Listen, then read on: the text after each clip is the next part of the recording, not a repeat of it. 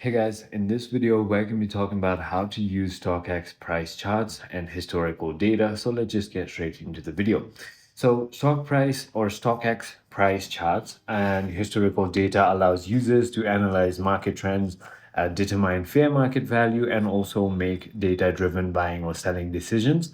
So in order to go ahead and access it, all you need to do is simply go ahead and locate a specific sneaker or streetwear or collectible item on StockX and then choose the specific size and then click on view all sizes. So let me just go ahead and show it to you real quick.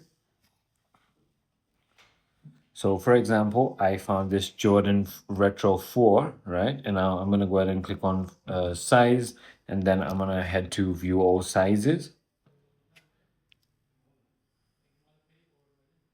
And then click on market data down here. And as you can see, it will go ahead and show you this sales history right over here.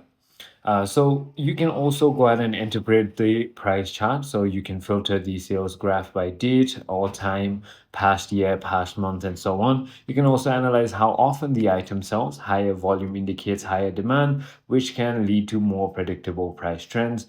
Also look for drastic price fluctuations, which indicates high volatility, and so on. I hope this video clarifies everything for you. If you have further more queries, feel free to comment down below, and I'll see you on the next one.